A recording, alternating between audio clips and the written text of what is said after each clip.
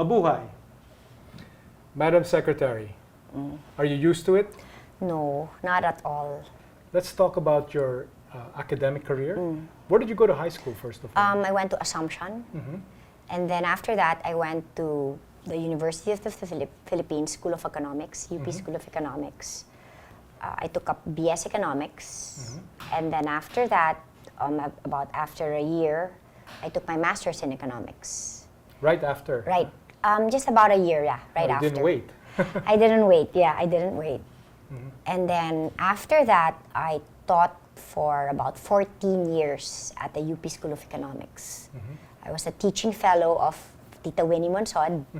And then after that, I had my class. So I taught Economics 11, macro, micro, taxation.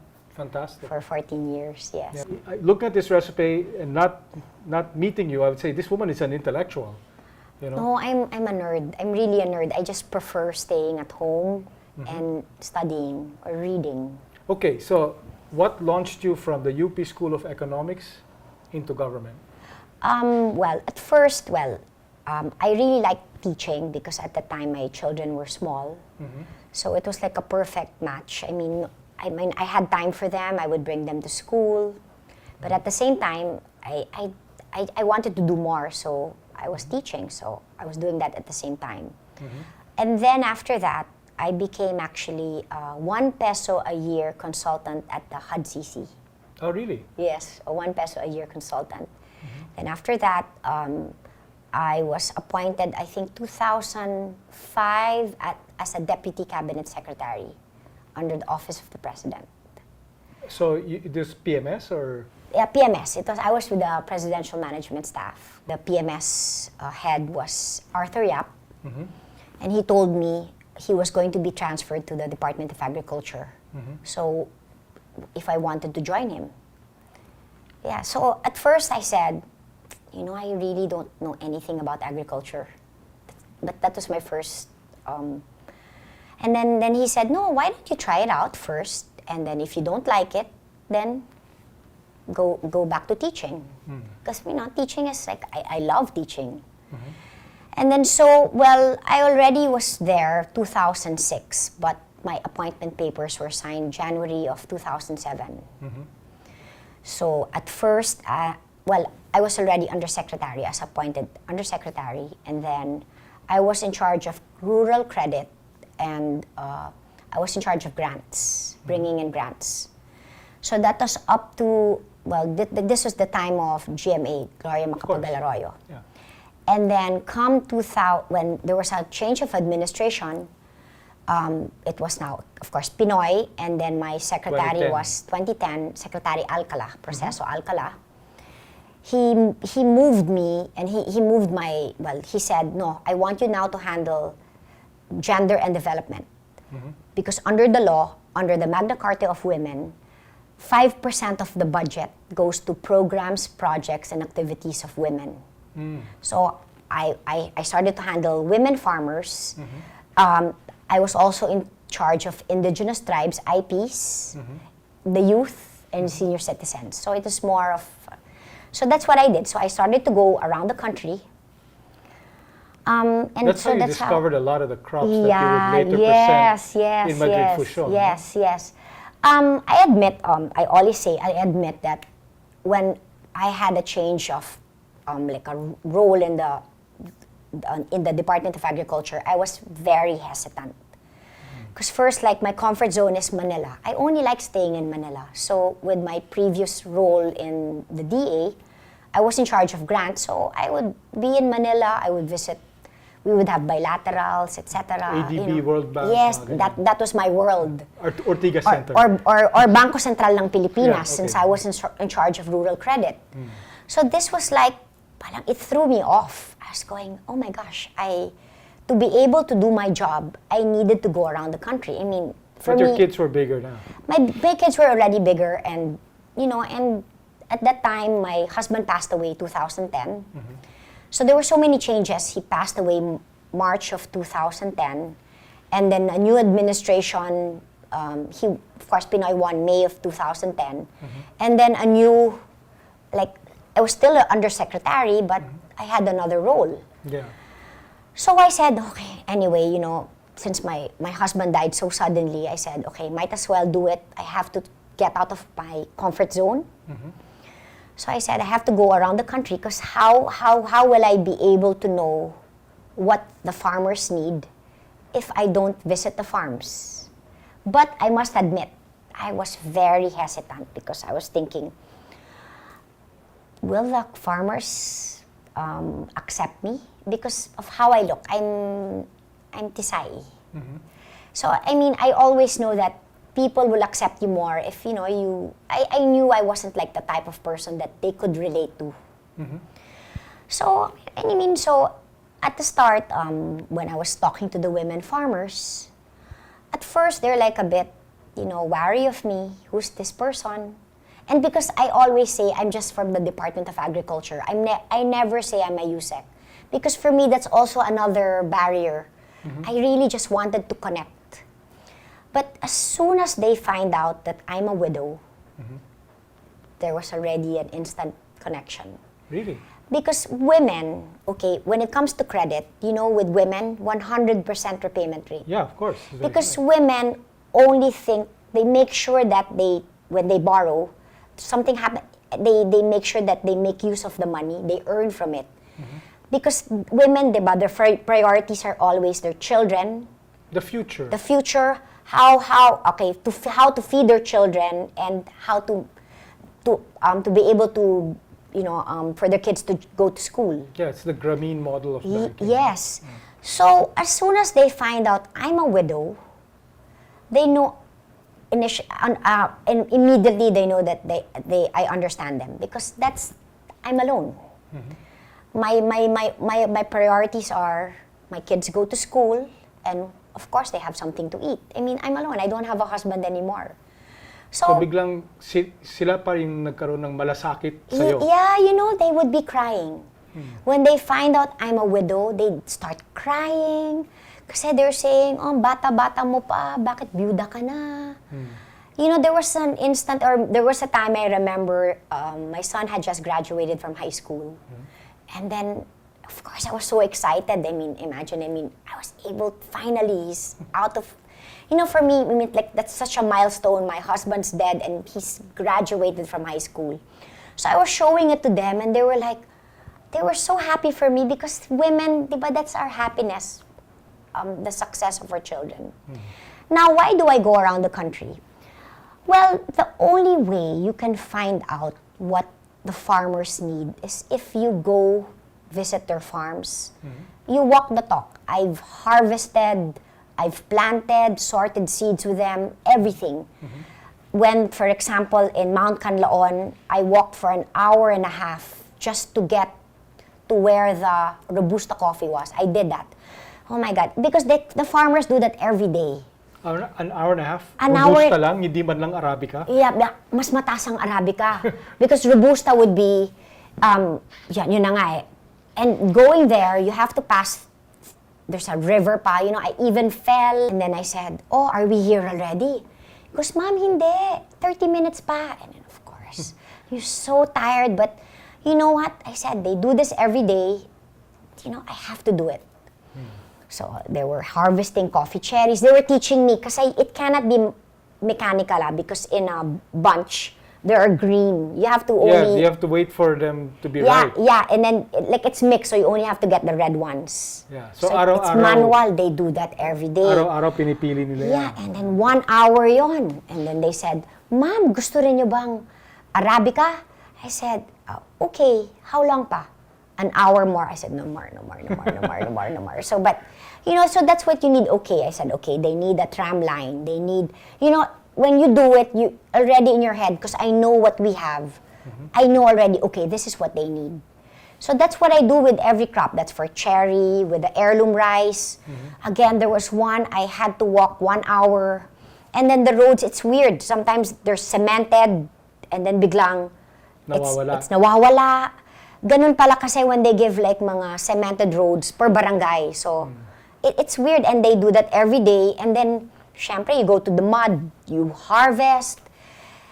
And again, I mean, I can't say it's hard work. It's actually more of like you value the farmer more, you value the ingredient more.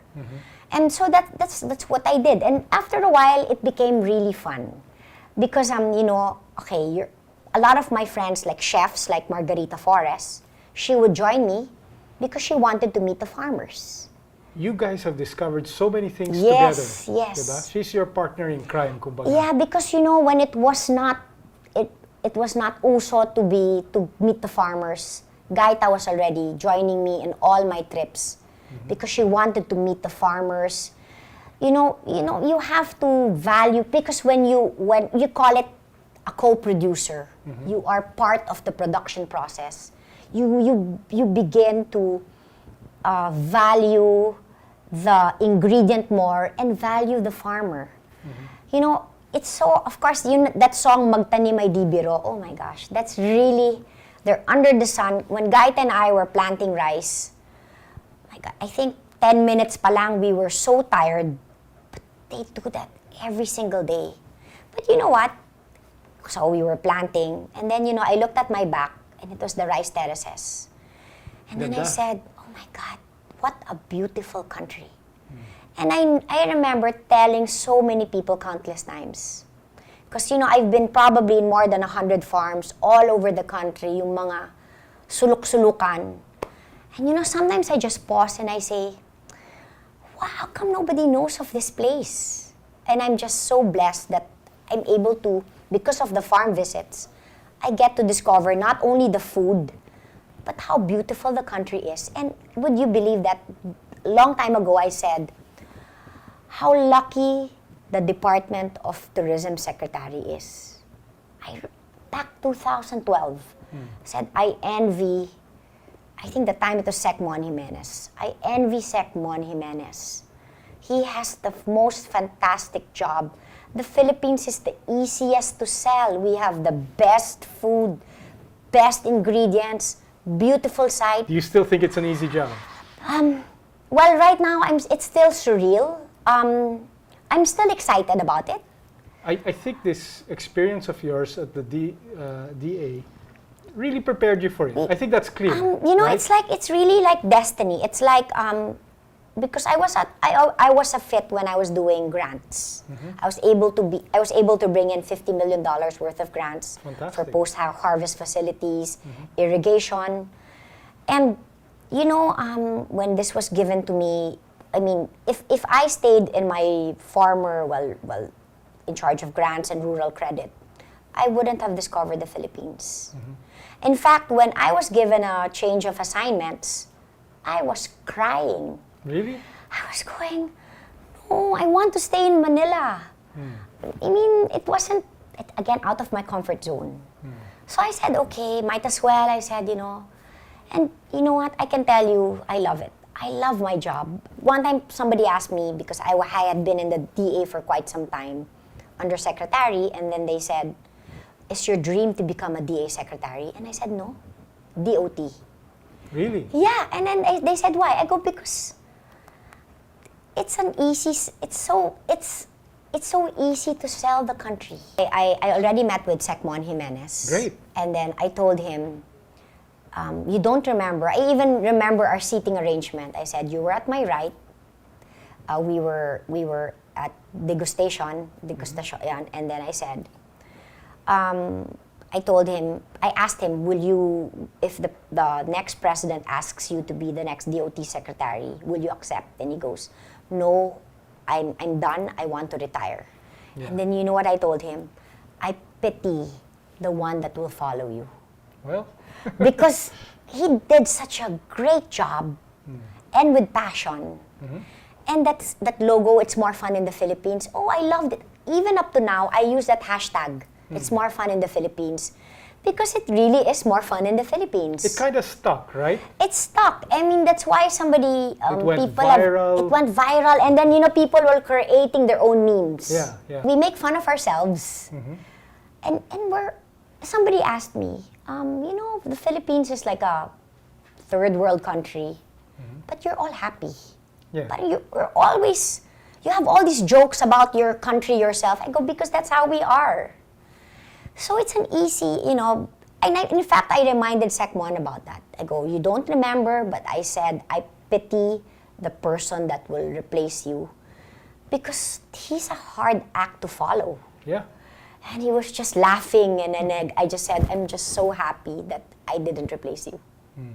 Because, oh my God, that is Mon Jimenez. You know what, I value their, the experience that they've been through. Like, in fact, the ones who also got in touch with me was Secretary Ace Durano. He was also DOT. I remember. And, they all reached out to me and they said, we'll tell you what went through, what happened, and we'll help you.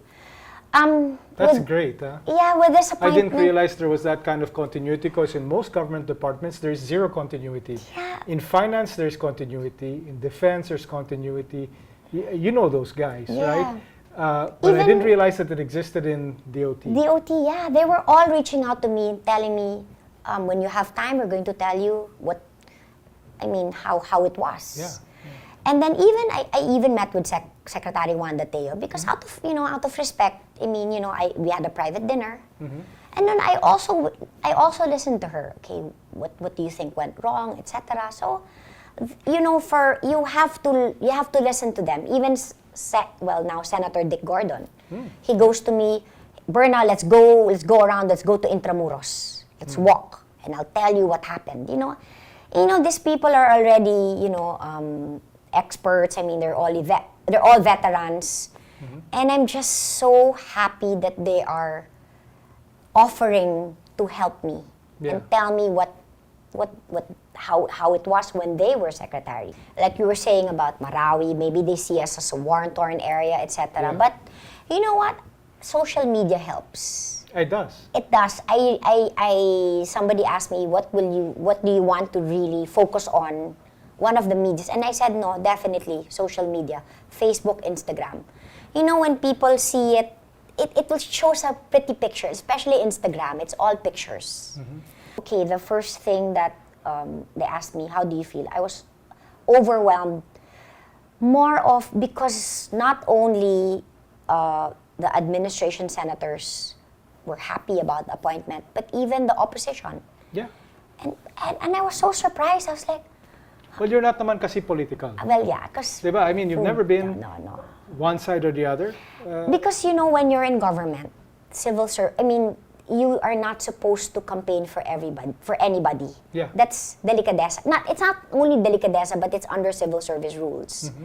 So, I've been through 3 presidents, and you can see my posts never, ever political. What I like about President Duterte is he already told me first, no corruption, and said, I don't want my picture and my picture in your office, ha. I don't want my name na he hates that. He hates there has to be a branding with there's a Duterte there. He goes, my name should not be there, my face should not be there. It's all about promoting the country. It shouldn't be me. Yeah. So I'm happy that I have a president, because I would have a problem if my president would want his or her name there, or naturally, yeah. Because it becomes political. So now I'm free to do my job. There's no politics involved. Just doing it. Clearly, he's your ally. He really likes you. Yeah. You get along with him. You're gonna need an ally. There are other people who wanted this position. Yeah. Right now, they're hitting you. They're Yes. saying, oh, this girl, she's just pretty, she doesn't know anything. I mean, do they know that you were an economics professor for 14 years? Diba? So, you're gonna need political allies. Yeah, I've been lucky because he's been supportive. The first thing I asked from him was, can you give me the same privilege you gave Secretary Guevara of the DOJ? If I could ask for the courtesy resignations of all the undersecretaries and ASECs. And he said, and in fact I did ask him, is there a sacred cow? That means I cannot fire. He goes, you can fire them all. And that was already a big support. Yeah. That he is allowing me now to choose my own people. Yes. He was angry, wasn't he? Angry and disappointed. I think he said it in public that, all of these people have, not only here in the DOT, across the board. I was happy in Davao, and all these people came to Davao forcing me to run kasi ayaw daw nilang corruption. And they're now the very ones who are now corrupt. So right now, I've been firing 4 out of 5 are my friends. And it's more of betrayal and disappointment.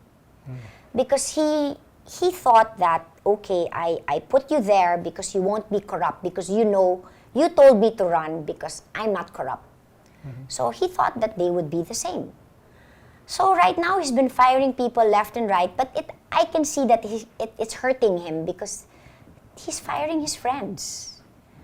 And it's for him, he cannot believe that the very people who told him to run para wala ng corruption are the first ones doing it. So when his first actually marching order to me was, congratulations, Madam Secretary, no corruption. That was it. So when I entered, I was actually surprised myself at what I saw. I didn't think, because the budget of the DOT is not as big as the Department of Agriculture. I know, it's like a fraction. I thought the Department of Agriculture was already the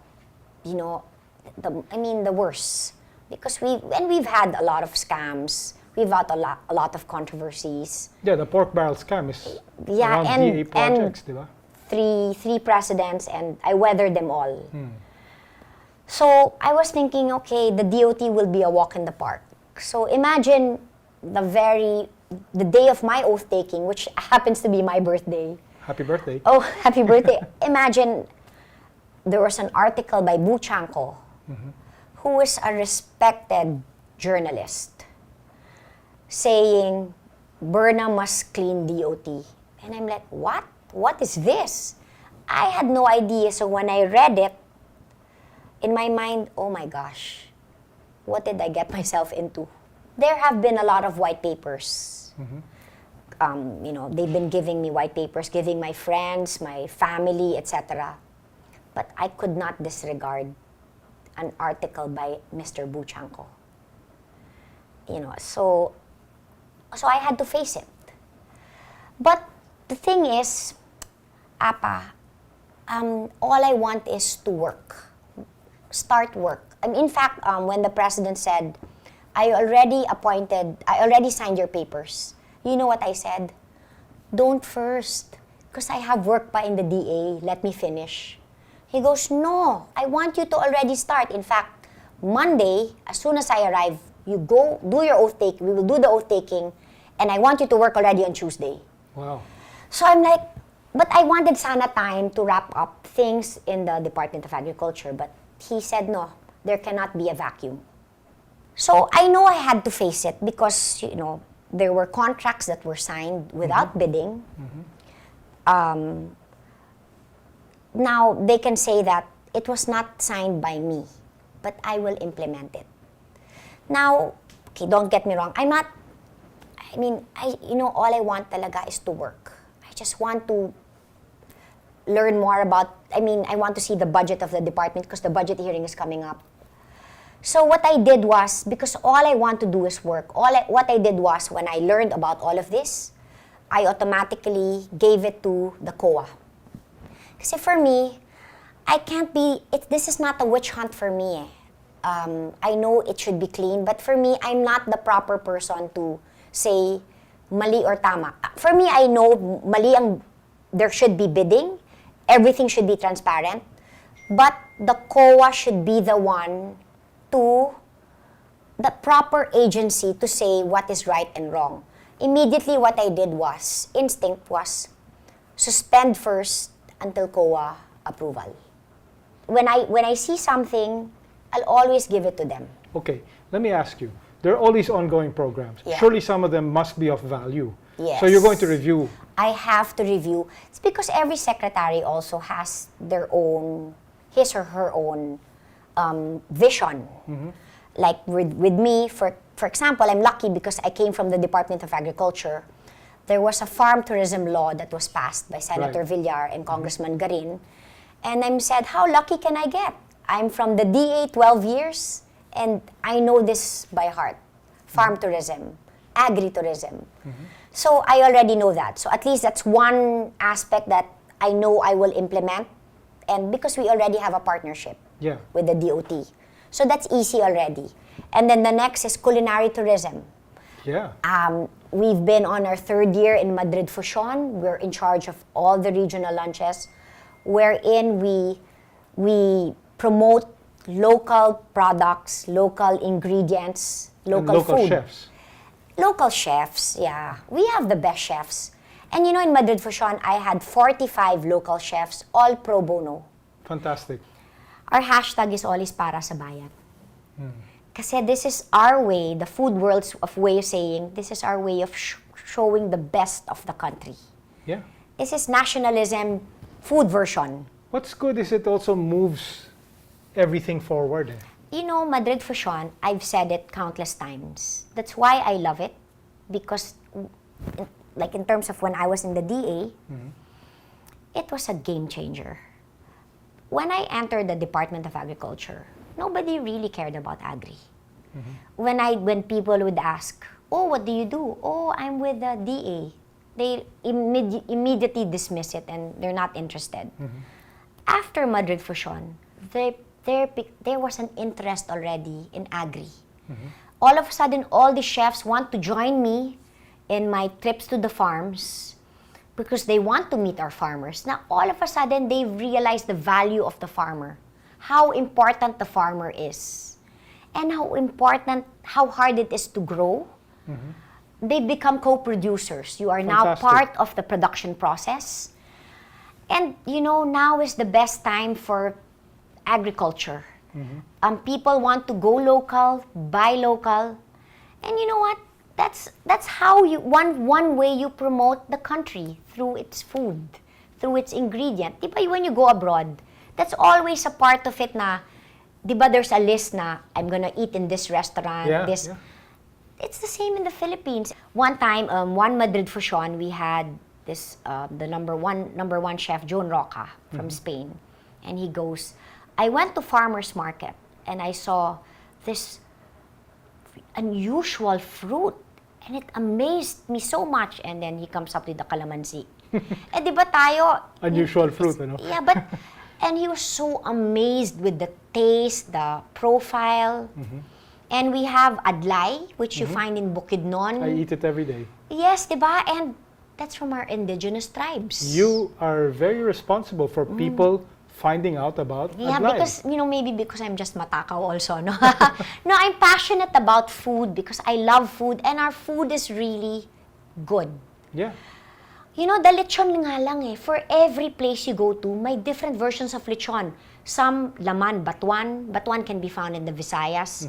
Some we use with tamarind. Some we use with lemongrass. Oh, you're talking about sinigang. No, lechon. Lechon with batuan? That's so Yes, sour. Gaita uses that inside. Entings of Sagay. Talaga? I was wondering, parang there's something different about this lechon. And I finally asked Enteng. He puts in batuan. I've seen batuan used in sinigang. Sinigang, precisely. Or in kinilaw. Kinilaw also. Yeah. Kinilaw. Yeah. Even the pansit, you go to Quezon, iba-iba. Yeah, no. Kay Tugigaraw, you have the batil patong. Yes. Oh, fantastic. May egg drop soup beside it.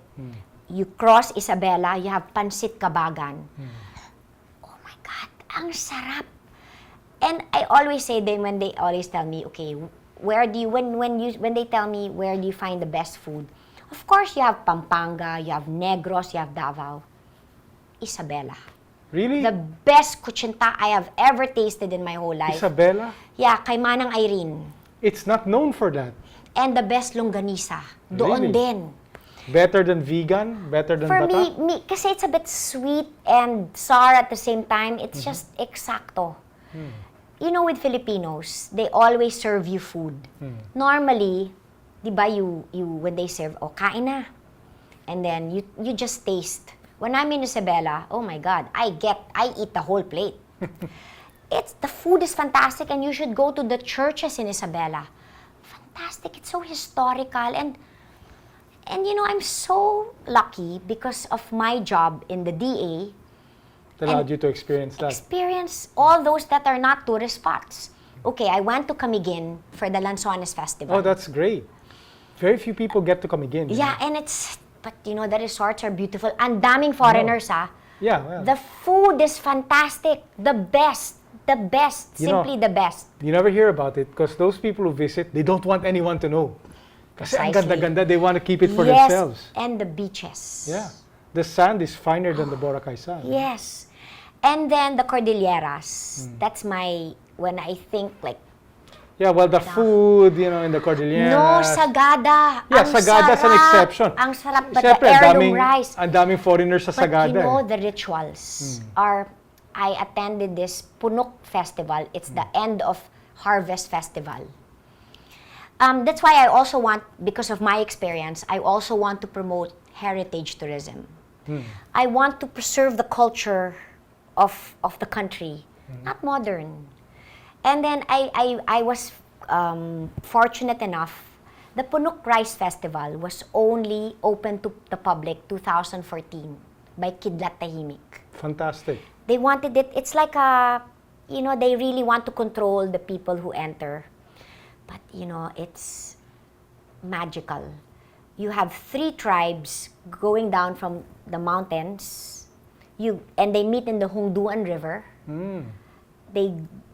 There's a tug of war, and whoever wins that tug of war will have the most bountiful harvest the next season. But, you know, it's all for fun. So I even joined the tug of war. Oh, really? And then, you know, I soaking wet. Oh, the water was so clean, parang Evian. And you know, parang with me, that's why I also, what is important for me, especially what happened to Boracay, is sustainable tourism. You boost tourism without harming the environment. That is very important. Now, people are saying, oh, you're so malas now that you're the DOT secretary, sarado ang Boracay. I said, no, I'm lucky because people now know the value of sustainable tourism, taking care of what we have. In other countries, you know, the beaches, they close the beaches twice a year to allow nature to heal. Yeah, yeah. So that's what we should be doing, and there should be, you know, there are a lot of things that I know not only the DOT can do, because of course you have infrastructure, the airports, etc., access, medical services. But you know, that should be priority na for tourists to be there.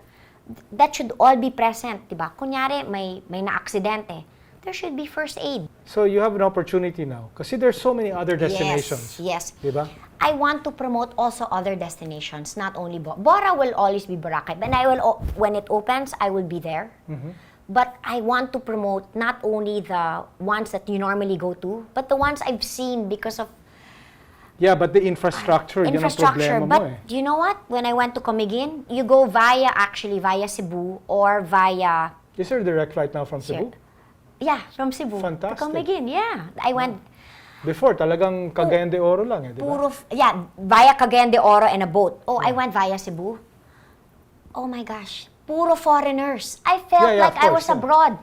And I was saying, see, you can still promote tourism. These foreigners know more than us, Well, look at Siargao. Yeah. Half the joints are run by foreigners. Yeah. And they have really brought up the tone of the whole place. In fact, these guys, these pioneers, need to be recognized in some way, don't you think? You know, the one that is fantastic for me and run by millennials is La Union. Oh, really? In San Jose, you have this coffee shop called El Union. Yeah, yes. And then, di ba, people go there to surf. But you know, they have mga ridge to reef. They clean up, coastal cleanup on their own. Yeah. And they only buy ingredients around so they can support local farmers. Wow. And then, you know what their fear is? Their fear is to become too popular because they want to maintain the capacity, because they know the dangers of tourism. And these are all millennials, So definitely, I will tap the millennials. You know, a lot of people make fun of millennials. I'm sure you've heard of it. But with me, the people I've worked with, all my staff are millennials.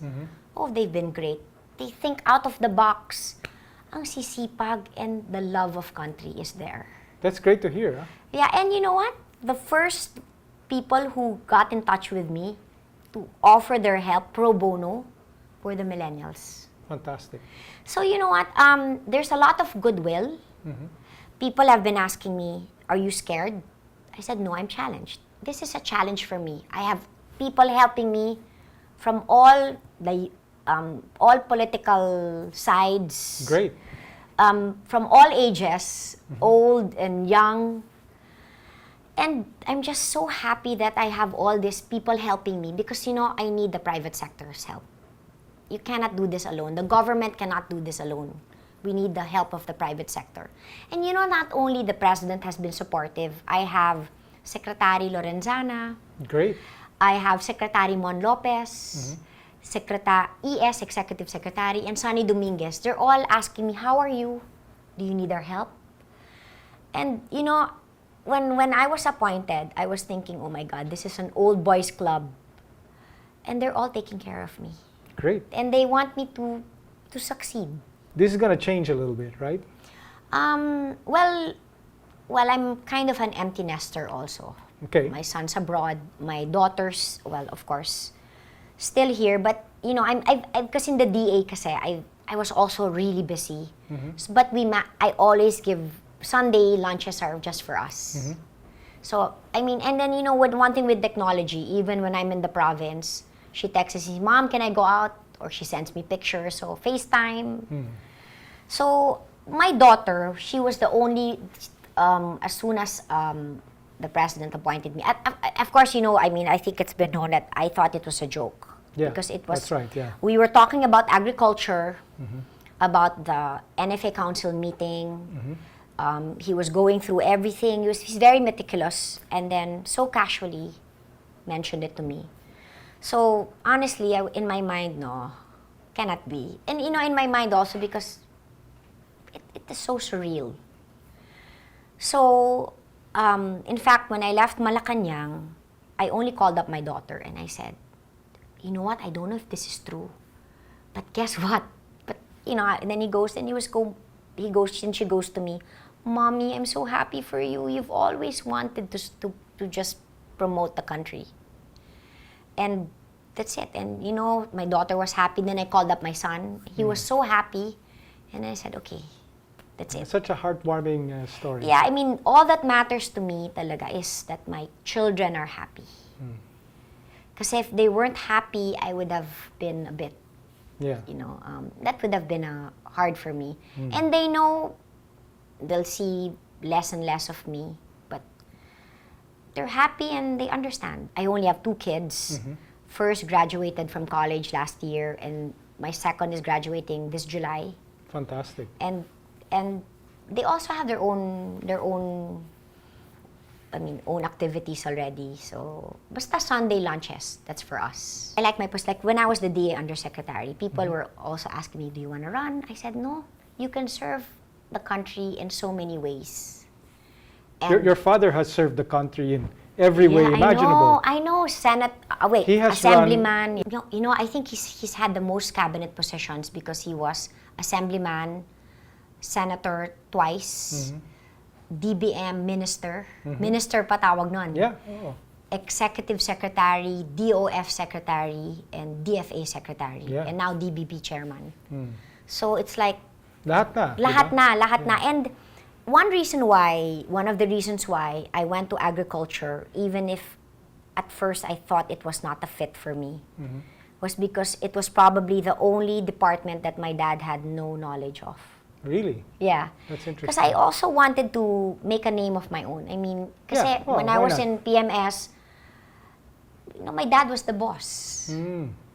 So they all worked under my dad. You'll always be compared to your father.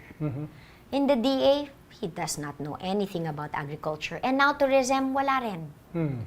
So I'm also, you know, lucky because I'm in departments where I'm not compared to my father.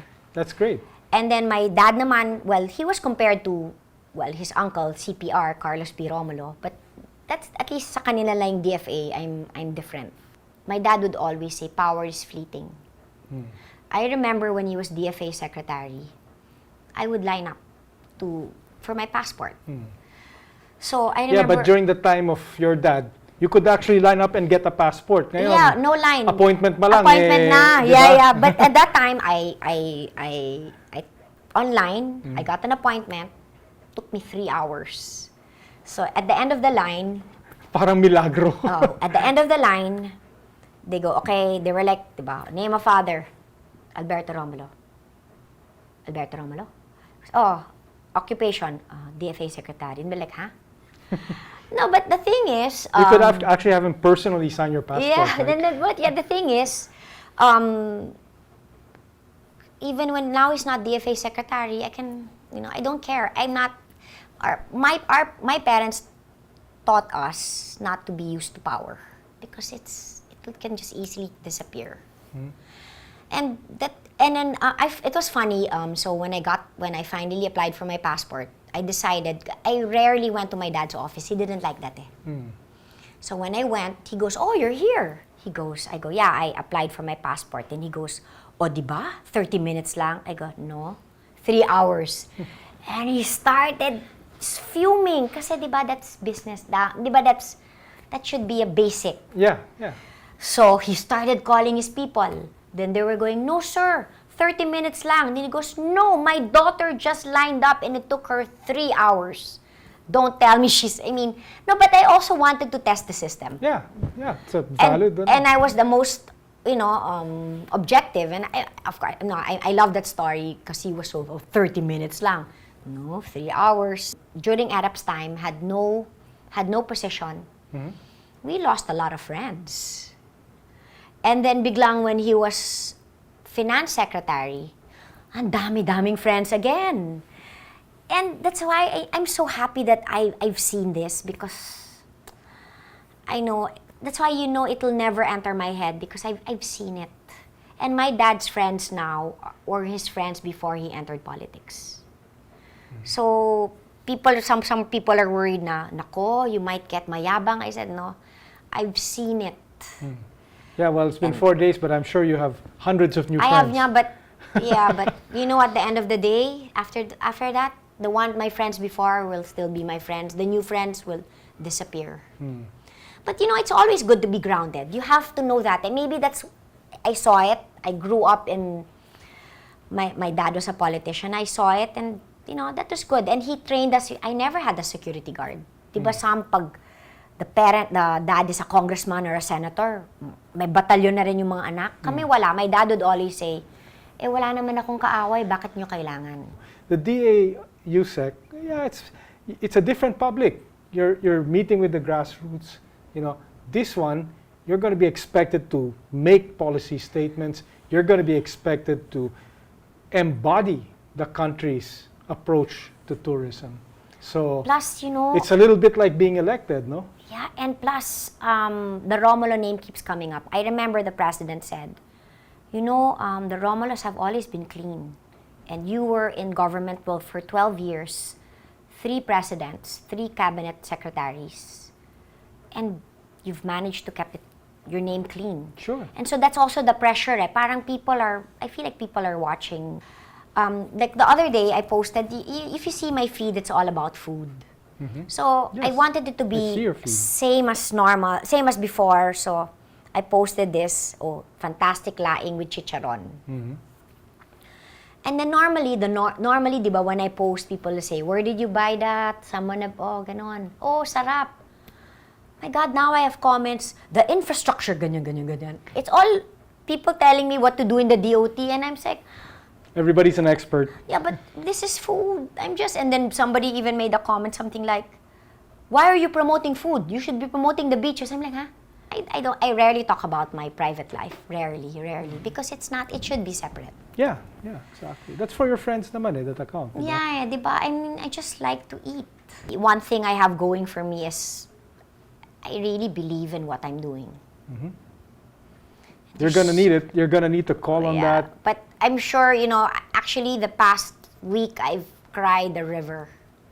because of all the pressure, of all the things that I've seen that I never thought I would see. You know, the other day, somebody called me, was starting to scream, Berna, you said on air you love Pansit Kabagan, and our townmates are so happy. And it just hit me, oh my gosh, it's like what you said, whatever you say Yeah. is an endorsement. It's not... It becomes important. Yeah, and You're so now Madam Secretary I'm now now. careful. I now have to be careful. Yeah. I have to be more sensitive now.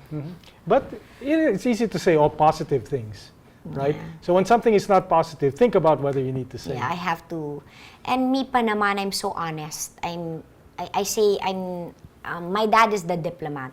I say what I think. But, you know, I guess tama ka. I have to, you know, maybe tone down the pagkataray a bit. Because I'm very masungit when it comes to work. Kasi with me, work is work. Yeah. And when it comes to, maybe the Ilocano side of me is coming out na, like the travels. I already said from day one, I really said, it's not because you're in the DOT, it means you can travel around the world. No, that's people's money. Cannot be. Yeah. It has to be justified. Cannot. You know, especially I came from the Department of Agriculture. I've met our farmers. I've seen how hard their life is. Tapos now parang this is the other side of it, diba? The beautiful side. And, you know, still people's money. It has to be accounted for. Yeah, definitely. Everything has to be transparent. Everything has to go through the process.